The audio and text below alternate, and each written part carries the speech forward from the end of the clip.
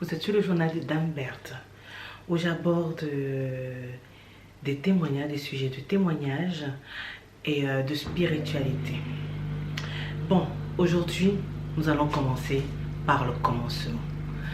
Le commencement, c'est moi, mon témoignage. Qui je suis? Qui suis-je?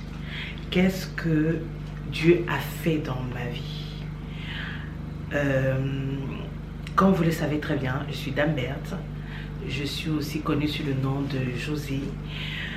Ce n'est pas nouveau que je fasse des vidéos. Ça a toujours été un rêve. Et je prends tout mon temps. Aujourd'hui, je viens te parler, commencer à te parler de la Genèse. La Genèse, c'est mon histoire. Ce que Dieu, comment Dieu a agi dans ma vie. Parce que je pense qu'il est important de parler de ces choses. Pourquoi? Parce que il y a beaucoup de personnes, il y a beaucoup de jeunes filles, beaucoup de jeunes garçons qui doutent de la puissance de Dieu. Et moi, je viens te dire une chose, ne doute pas de la puissance de Dieu. C'est souvent difficile. Et en termes de foi, comme on dit, le diable, il joue énormément avec nous en ce qui concerne la foi énormément. Quand tu n'as pas la foi, tu perds tout. Comme on dit, si tu as un grain de foi, c'est bon, ça peut déplacer des montagnes. Donc, je vais te raconter le début de mon histoire. J'ai toujours su, depuis que je suis petite, j'ai grandi au Cameroun, j'ai toujours su que j'allais vivre en Europe. Je me disais toujours que je ne suis pas faite pour vivre en Afrique, même si aujourd'hui, avec mon âge, j'ai envie de retourner chez moi. Mais plus petite, je savais qu'il fallait que je vienne ici. J'avais cette petite voix en moi qui me disait, tu vas partir, tu vas partir. Et quand on me parlait, on me disait toujours, ah, la fille, pour les Camerounais qui m'écoutent, ils vont toujours, ah, la fille de Berla, avec ton accent de Mbeng, ton accent là. J'avais toujours cet accent, pourtant, je n'étais jamais venue en France, hein. J'avais toujours cet accent là. On me dérangeait énormément à l'école, mais je gardais toujours cette foi-là. Jusqu'au jour où ma mère me dit, bon, tu vas partir. Tu vas aller vivre chez ta tante. Ok. Je peux vous dire que ma venue en France n'a pas été chose facile. Pour tous ceux qui sont venus en France, hein, ils vont le dire, ce n'est pas chose facile. J'ai vécu des choses extrêmement difficiles où c'est la foi. C'est le fait de prier Dieu qui m'a toujours donné cette force-là. Si je n'avais pas Dieu en moi, je crois que je ne serais pas la femme que je suis aujourd'hui. Je ne serais pas arrivée là où je suis arrivée aujourd'hui. Et je continue à cheminer, bien sûr. Mais pour vous dire, quand je suis arrivée, en partant du pays, j'étais en seconde. Quand je suis revenue ici, quand je suis arrivée ici, on m'a donné la latitude de choisir d'aller en seconde ou d'aller en troisième. Je n'avais pas encore mon brevet. J'ai dit, c'est pas grave. Je vais reprendre. Je vais aller passer mon brevet. J'ai passé mon brevet. Je peux vous dire, cette année-là où j'ai passé mon brevet, oh my God. Tous ceux qui sont venus en France vont comprendre de quoi je parle. Quand vous vivez chez des gens, vous êtes traités comme des esclaves.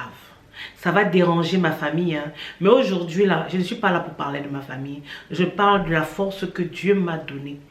Dieu m'a fait traverser des choses. Parce que, comme on dit, l'être humain, il pense souvent que en te faisant du mal, comment dire, qu'en te faisant du mal, il te casse, il te brise. Mais Dieu aime les choses brisées. Dieu aime quand tu es brisé. Dieu aime quand, par exemple, tu es plus bas que terre pour venir te ramasser.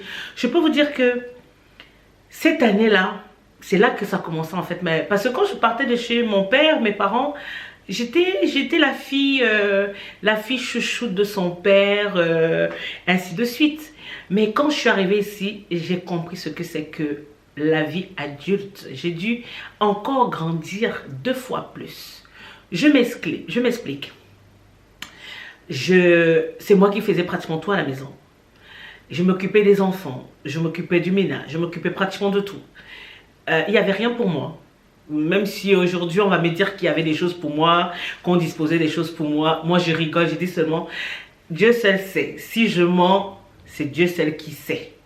ce que j'ai vécu, il y avait des moments où je restais dans ma chambre, je pleurais. Je disais, mon Dieu, donne-moi la force.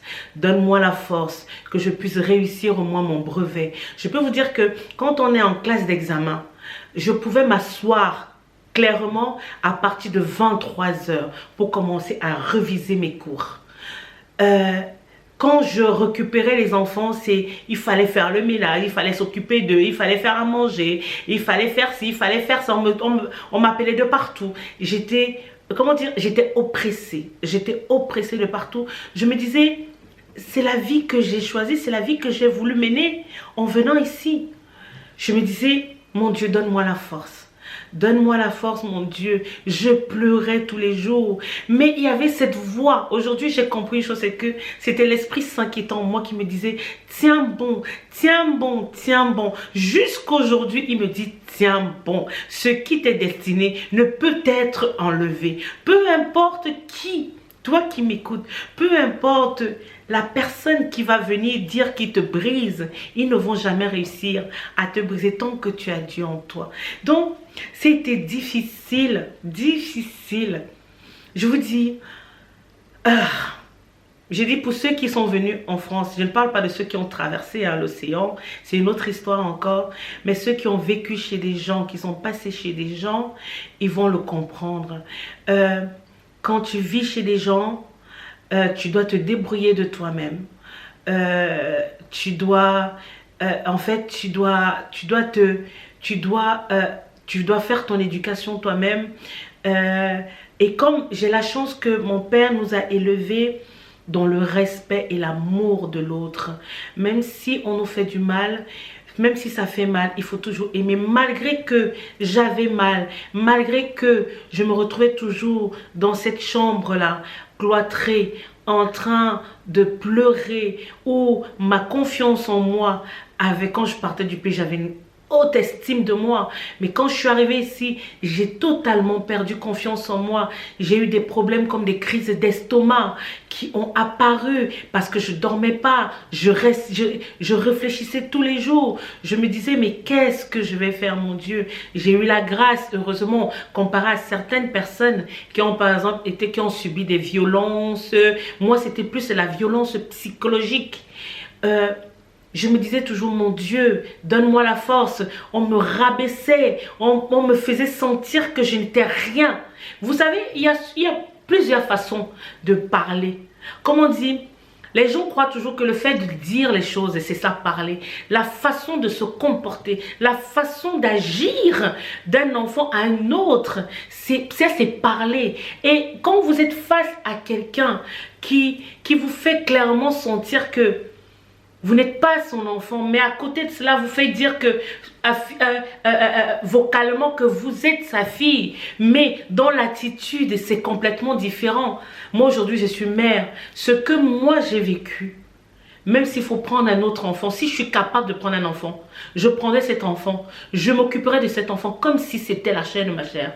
Mais si je sens que je n'ai pas la force de m'occuper de cet enfant, honnêtement, je ne prends pas. Même si c'est l'enfant de mon frère, j'ai dit je ne veux pas. Je ne veux pas, je n'ai pas cette force-là. Moi d'abord, ma part me dépasse. Donc ce n'est pas pour toi que je vais venir supporter. Donc, malgré toutes ces oppressions, malgré toutes ces maladies, malgré toutes ces baisses d'estime de soi, j'ai pris du poids, je me sentais mal, je me sentais rien, je me sentais zéro. Malgré cela, je me levais, j'arrivais quand même à réviser mes cours. J'avais instauré un plan où avant d'aller me coucher, je révisais au moins jusqu'à minuit. Et quand j'avais des examens, je me levais à 5 h du matin avant que les enfants ne se lèvent pour pouvoir réviser mes cours parce que je faisais des notes. Je faisais des fiches, comme on dit souvent. Je faisais des fiches, donc je prenais ces fiches. Ce sont ces fiches-là que je révisais en demandant à Dieu de me donner la force, que ce que je révise, que c'est ce qui arrive. Et je peux vous dire que, en général, ce que je révisais, en général, c'est ce qui arrivait souvent. Et je peux vous dire que, malgré tout ce qui se passait, j'avais toujours de bonnes notes à l'école. J'avais toujours le sourire, que quand je sortais de la maison, on ne pouvait pas savoir que j'étais malheureuse à l'intérieur. On ne pouvait pas une seule seconde savoir que j'étais malheureuse. Mais je gardais toujours le cap parce que j'avais Dieu avec moi. Et j'avais aussi cette force-là qui était ma grand-mère, feu ma grand-mère qui repose en paix, qui me disait toujours, et mon père aussi, parce que quand j'étais petite, mon père me disait toujours, il m'avait donné une phrase, il nous avait donné une phrase, mes frères et moi, c'est dans la vie, quand tu n'as pas souffert, quand tu n'es pas descendu plus bas que terre, tu ne peux pas savoir ce que c'est que la vie. Tu ne peux pas comprendre ce que c'est que la vie. Il faut descendre plus bas que terre pour comprendre ce que c'est que la vie. Et quand tu remontes, comme on dit, tel un phénix, moi, je me suis toujours dit, le phénix renaît toujours de ses cendres. Malgré tout ce que j'ai pu traverser en 20 ans, plus de 20 ans en Europe, je peux vous dire, je remonte, je renais toujours de mes cendres. Quand on croit qu'on m'a brisé, quand on croit qu'on m'a rendu plus bas que terre, c'est à ce moment-là que Dieu me tend la main et me lève. Et je peux te dire que, à ce moment-là, quand j'ai passé mes examens, quand je suis partie... Et une chose encore incroyable. À l'époque, vous savez, je n'avais pas de papier. Et il fallait demander la bourse scolaire. Et j'ai dit, je demande la bourse. La personne chez qui je vivais m'a dit, est-ce que tu veux demander la bourse? J'ai dit, je demande la bourse. J'ai pris la bourse, j'ai rempli les papiers, nous avons rempli les papiers, j'ai prié. J'ai dit, mon Dieu, si tu es ce Dieu-là que je connais, papa, dispose, fais que quand ce dossier-là va arriver, qu'on voit la lumière, qu'on voit ta puissance sur ce dossier. Et je peux vous dire que mon dossier a été accepté. J'ai eu la bourse pendant tout mon cursus scolaire jusqu'à ce que je termine l'école. Jusqu'à ce que je change de ville. J'ai même changé de province. Je suis arrivée dans une autre province et la bourse m'a suivi dans cette province-là. Pour vous dire que Dieu n'oublie pas ses enfants. Malgré que parfois à certains endroits c'est dur. Mais à d'autres endroits il t'allège un peu la tâche. Pour te former. Et c'est pour ça qu'on dit toujours, la vie est formateur. La vie c'est l'école. C'est pas le fait d'aller à l'école, passer des diplômes. Vous allez voir les gens qui ont passé 10 000 diplômes. Moi, je n'ai pas beaucoup de diplômes. Hein. Je n'ai pas beaucoup de diplômes. C'est pas ça qui fait de toi quelqu'un. C'est ce que tu as vécu, ce que tu as traversé, comment tu as traversé, comment tu as pu sortir de là indemne. C'est vrai qu'on ne sort pas indemne. Je ne peux pas dire que je suis sortie indemne parce qu'il y a des choses qui m'ont suivi au fur et à mesure que je vous donnerai des témoignages de ma vie.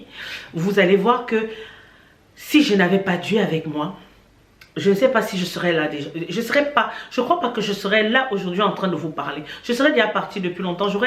J'aurais lâché l'affaire depuis longtemps parce que même quand je pleurais à l'époque, quand j'étais en troisième, je disais mon Dieu, si c'était pour venir galérer ici, je serais restée avec ma grand-mère, je serais restée avec mon père, galérer au pays, machin. Mais si c'est ta volonté, mon Dieu, donne-moi la force, que j'ai au moins mon brevet, que donne-moi la force, que toutes mes portes s'ouvrent, mon Dieu. Je priais, je pleurais. Malgré, il y avait des moments, il y avait des soirées, il y avait des petites réceptions à la maison. Vous imaginez, réception, il fallait cuisiner, il fallait laver. Je lavais, je restais debout pendant des heures et des heures. Je peux vous dire qu'après, j'ai eu, comment on appelle ça? J'ai eu les problèmes après ça. Vous sentez vos talons vous faire mal parce que vous n'arrivez plus à rester debout, vous avez sommeil, mais impossible d'aller dormir. Vous devez reviser, mais il faut d'abord aller reviser avant de dormir. Je disais, mon Dieu, donne-moi la force. C'est toi qui as fait en sorte que je sois là aujourd'hui. Donne-moi la force. Donne-moi la force pour que je puisse avoir mon examen. Donne-moi la force pour que je réussisse à mon brevet. Malgré tout ce qui se passe, malgré tout ce qu'on peut dire sur moi, parce que quand on dit oppressé, c'était oppressé dans tous les sens. Vous êtes oppressé là où vous vivez et vous êtes oppressé aussi par certains de vos parents. Quand j'avais un de mes parents qui m'appelait, j'avais un de mes parents précisément, quand il m'appelait, j'étais dans le stress total, panique totale. C'était les injures, c'était tu ne sers à rien, wow, machin, tu es ci, tu es ça. Je pleurais. Imaginez-vous dans la tête d'un enfant, d'une adolescente, recevoir autant de pression. Autant de pression. J'ai dit seulement, je préfère, il y avait des moments où je me disais, si je sors dans la rue, j'aimerais que la voiture me cogne et que je parte. Que la voiture me cogne et que je parte. C'est ce que parfois, ça m'arrivait souvent de penser à ça.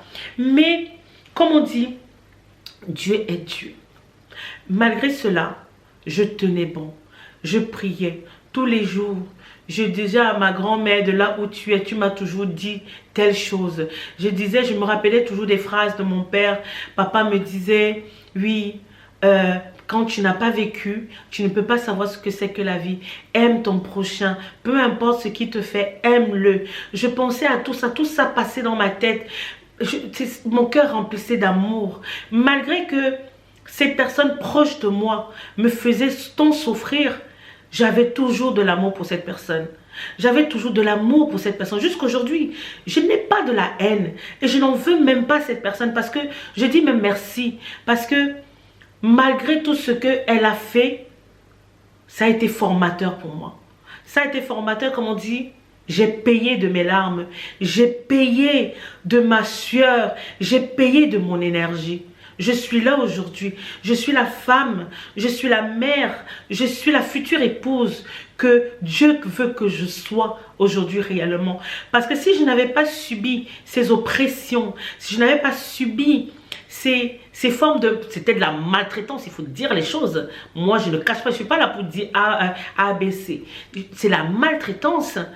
Je ne souhaite pas ça à quelqu'un, même à mon pire ennemi. Je ne le souhaite pas. Parce que quand vous voyez les autres personnes qui sont passées après moi, comment ils ont été mieux traités, vous dites, ok, d'accord, ben, ce n'est pas grave. Don't worry. Don't worry. It is alive. C'est la vie. Mais comme on dit, Dieu m'a toujours donné ce magnifique sourire, comme un homme m'a dit, un homme qui est passé dans ma vie, qui a compté énormément pour moi et qui m'a donné la force aussi, il m'a dit, tu as un sourire ravageur au moment où j'étais plus bas que terre. Donc, ça c'est la genèse que je vous raconte en fait. Ça c'est le début de Dame Berthe. Parce que c'est bien de parler des témoignages des autres, mais c'est aussi bien de partager ses propres témoignages. Et Dieu veut que je commence à partager mon témoignage avec vous. Donc, déjà, cette première partie, c'était...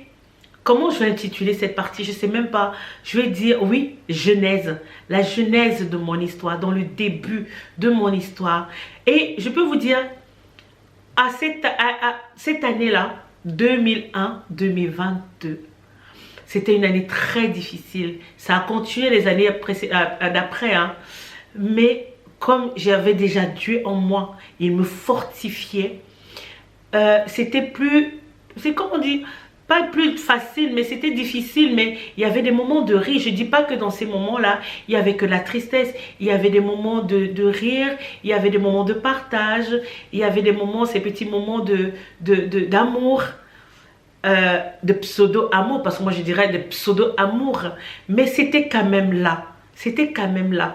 Et je remercie Dieu parce que malgré tout ça, cette première année-là, j'ai passé mon examen, j'ai passé mon brevet. Vous savez, quand vous demandez quelque chose à Dieu, Dieu dit, demandez et vous recevrez. Invoque-moi, je te répondrai. J'ai invoqué Dieu, j'ai pleuré. Comme on dit, les larmes qui coulent, les larmes ne coulent pas en vain. C'est le sang qui coule. Et ce sang-là, vous savez, ici-bas, tout finit par se payer tôt ou tard. C'est pour ça que moi, je dis toujours, essaye de faire du bien autour de toi. Peu importe, si tu sens que tu ne peux pas faire du bien, recule. Fais un pas en arrière. Ne te lance pas parce que tu veux faire plaisir aux gens. Fais du bien parce que tu dois faire du bien. Parce que ton cœur te demande de faire du bien. C'est tout. Donc, cette année-là, par la grâce de Dieu, j'ai pu obtenir mon brevet. J'avais une très bonne moyenne. J'étais pas mention. Je ne sais même plus si j'étais mention, mais je sais que j'avais une très bonne note. Par la grâce de Dieu. Et j'ai eu mon passage en seconde. Mais moi, je faisais la seconde professionnelle, donc j'ai décidé de passer en professionnel.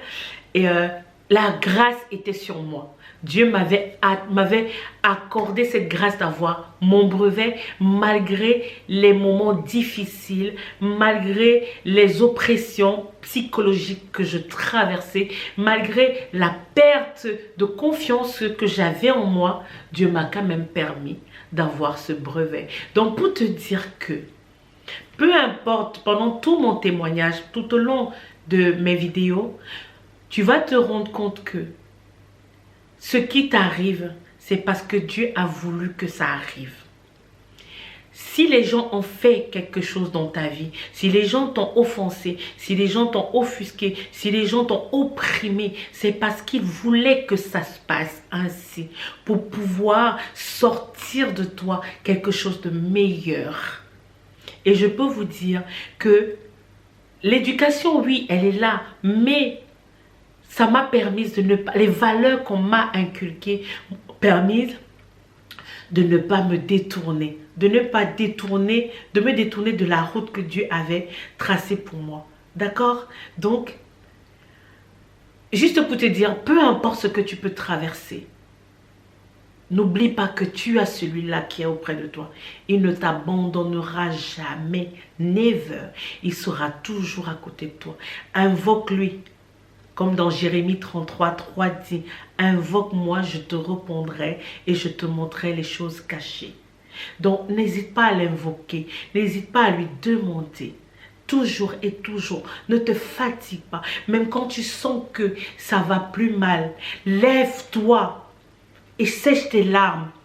Quand tu sors, affiche ton plus beau sourire et tu avances. Demande à Dieu. Aujourd'hui, c'est différent parce que j'ai grandi, parce que je sais que l'amour de Dieu me fortifie, l'amour de Dieu me remplit, l'amour de Dieu me répare. Il n'y a que Dieu pour te fortifier, il n'y a que Dieu pour te réparer, il n'y a que Dieu pour te donner ce que les hommes ne peuvent pas te donner. Donc si tu as aimé cette vidéo, n'hésite pas à mettre le pouce, n'hésite pas à liker ou à partager avec d'autres personnes. Je reviens pour plus tard avec d'autres témoignages. Si tu as des témoignages toi-même, n'hésite pas à me les envoyer, soit par mail, soit par, je vous laisserai mon mail en barre de description, soit par mail, soit par, on va dire quoi, vous avez mon Instagram qui est le Dambert, mon Facebook qui est pareil, Dambert privé. Donc vous pouvez me retrouver par là, me laisser des messages, vos témoignages, pour pouvoir raconter aussi à mon tour vos témoignages. J'espère que ça vous a plu et que ce nouveau volet, cette nouvelle, comment dire ça, cette nouvelle façon ces nouvelles vidéos, ces vidéos-là vont vous plaire. Bon, on se dit à très bientôt. Vous étiez sur le journal de Dambert. Au revoir. Tchuss.